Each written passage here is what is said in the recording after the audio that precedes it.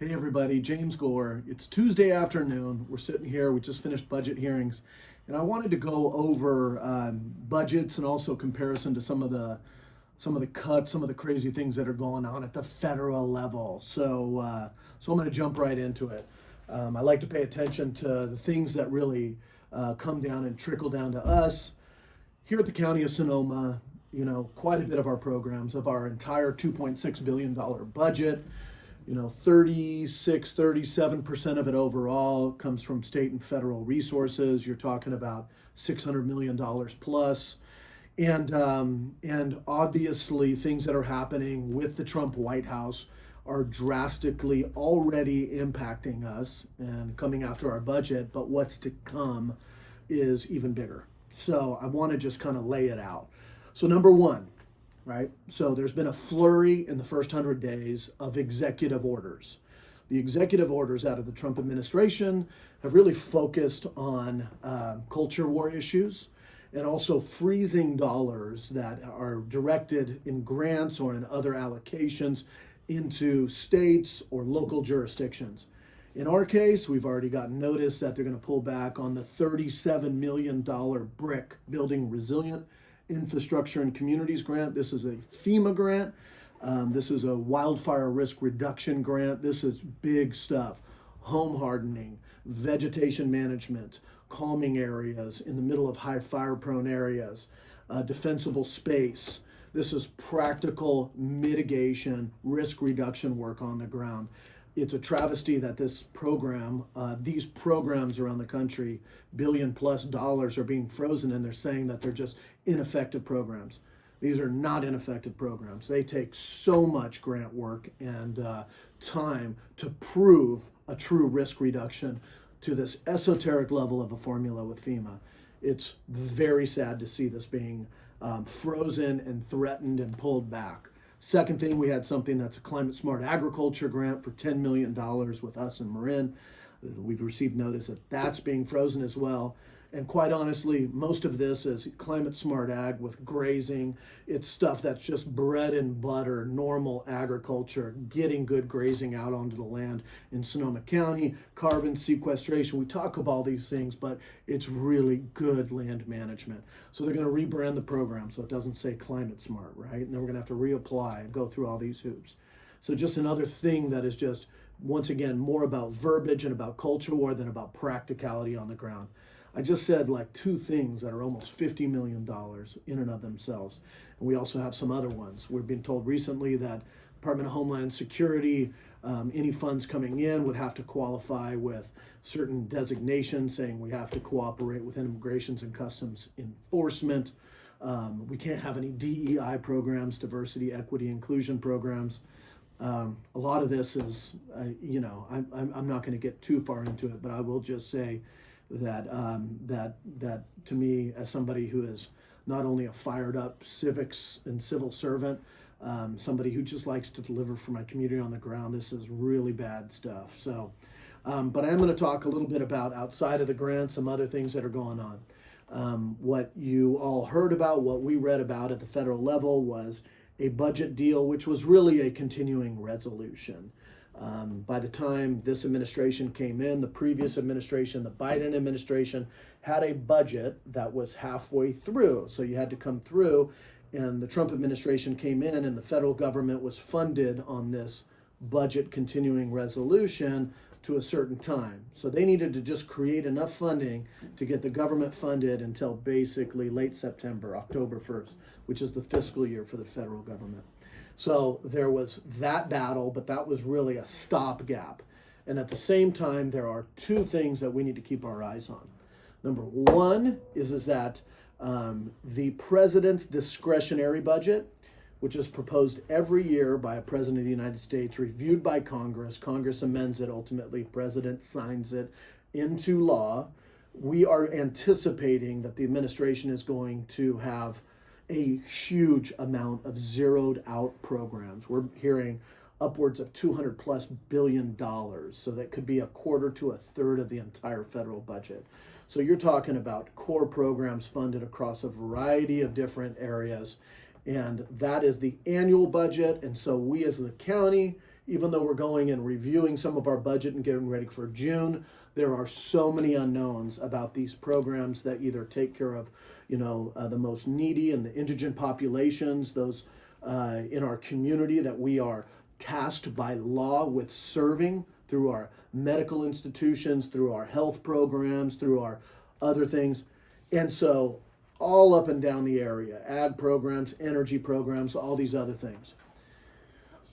That is the president's discretionary budget with the proposal and Congress and back to there.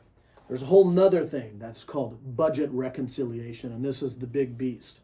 So in the first administration of the Trump presidency, there were the big Trump tax cuts put on the table. They are looking to renew those tax cuts. To renew those tax cuts, they have to find an equivalent $3.5+ trillion in cuts that would make it deficit neutral. Now, let me just say that this whole proposal is not going to meet a deficit neutral setup. So these are deficit expanding. As much as everyone's always talked about, these cuts are going to lower the deficit, lower the national debt. They are not projected to do that. And that is from bipartisan research and think tanks and institutes. So to create those tax cuts, they have to come up with all these savings. So what is the thing that's discussed and on the chopping block? Number one, the biggest items of the federal budget are what they call entitlements. That is Medicare, Medicaid, and Social Security. Medicare is obviously health care once you reach a certain age. Social Security, we know what Social Security is. Not only is it for those once you are in your retirement years, but at the same time, it's Social Security benefits for people who qualify, whether there's disability or other thing. And then there's Medicaid.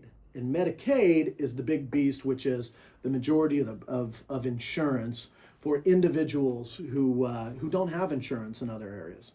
In California, we call this Medi-Cal. We rebrand all these as California programs.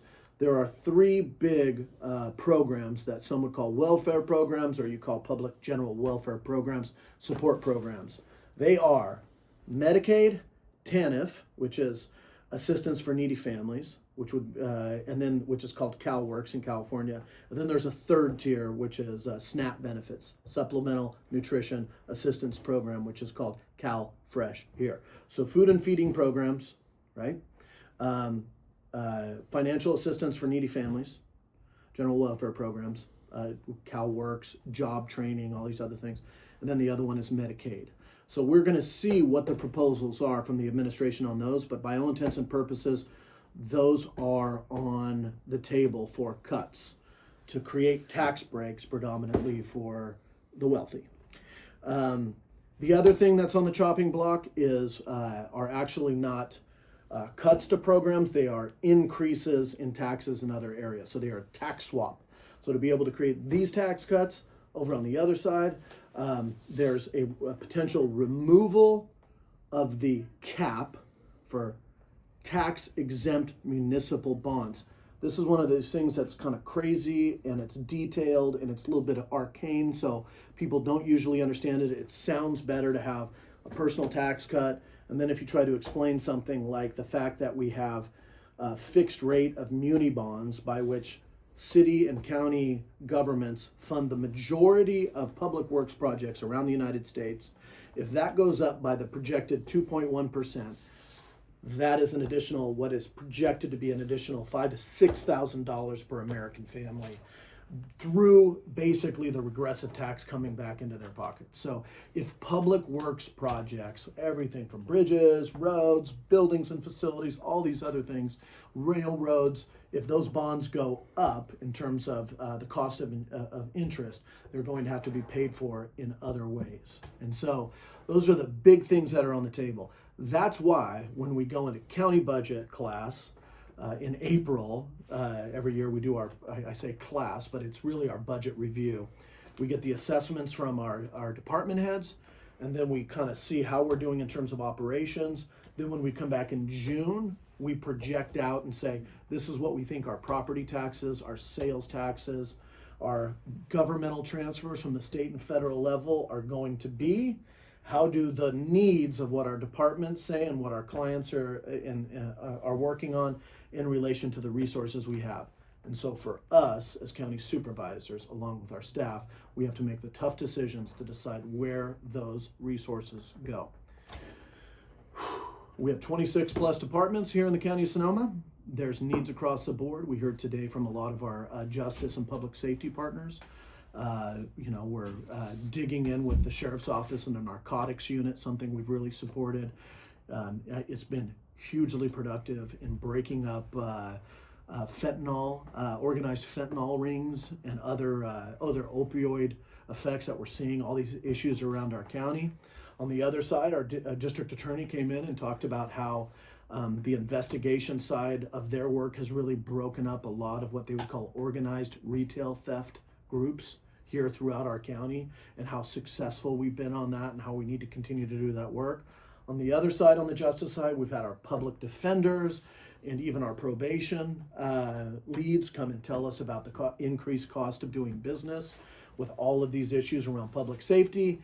And then you put public safety over on the side, and we also have Health and Human Services, our big agencies that serve all Sonoma County residents. And then we have everything from roads, bridges, parks, etc., water, conservation. So we have all of our core department. So I just want to let you know that be in touch with us if you want to get involved. I always tell people, this stuff is not set up to be simple all the time. It's convoluted, but yet here we are working our way through the maze to make sure that we make good decisions that you can see demonstrably in the community. Better successes on housing and homelessness, better successes in terms of drought resiliency and fire preparedness and fire mitigation, better results in terms of crime rates, in terms of how we manage jail populations, how we deal with individuals who are either incarcerated or ill and need support, all of these things across the board. And then, as we all know, we also process permits and potholes. Every day, everything. So it's an honor to do this work for you. 10 years in, still diving in. Be well. Thank you for what you do. Help us, raise your voice, tell us what's important to you, but also raise your voice out to the federal government and the state government as well. We all work in concert.